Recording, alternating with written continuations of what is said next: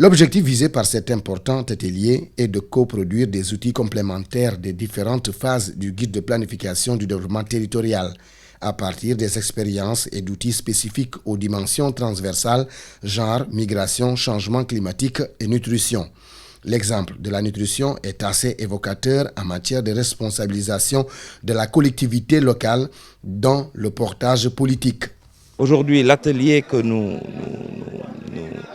auquel nous prenons part est une étape importante parce qu'il permettra justement aux différentes collectivités locales d'avoir des outils simples pour les questions d'analyse, de planification justement de la nutrition au niveau local. La perspective de l'ensemble des communications est à inscrire dans la réflexion en cours portant sur l'opérationnalisation de la territorialisation des politiques publiques, gage de l'émergence. C'est parce que c'est à partir de la base que l'émergence du Sénégal va se développer. Et c'est dans ce cadre que nous sommes venus accompagner le ministère de la Gouvernance locale pour que ce guide soit un outil harmonisé, acceptable par tout le monde.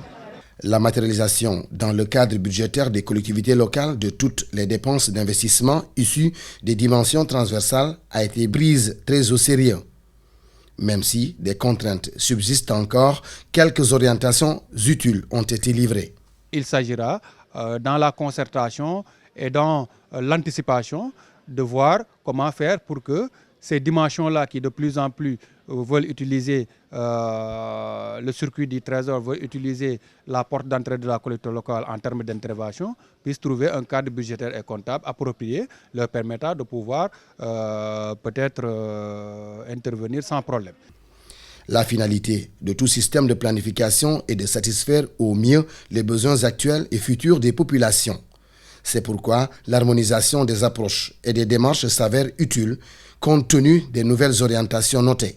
Avec les changements intervenus, il a été rendu nécessaire d'harmoniser cet outil de planification aux objectifs de développement durable, au plan Sénégal émergent, mais en l'articulant également aux nouveaux défis que constituent le changement climatique, la nutrition, la migration et le genre. Une feuille de route a été élaborée au terme de cet atelier. Un croisement des différents outils produits sera fait par les membres de la plateforme nationale de planification locale avant le test dans quelques collectivités locales pilotes. Il s'agit là de mettre à la disposition des acteurs locaux un outil de référence pour une meilleure programmation et répartition des investissements dans l'espace, de répondre de manière judicieuse et avec équité aux besoins des populations dans une vision prospective de développement harmonieux et équilibré de la collectivité territoriale.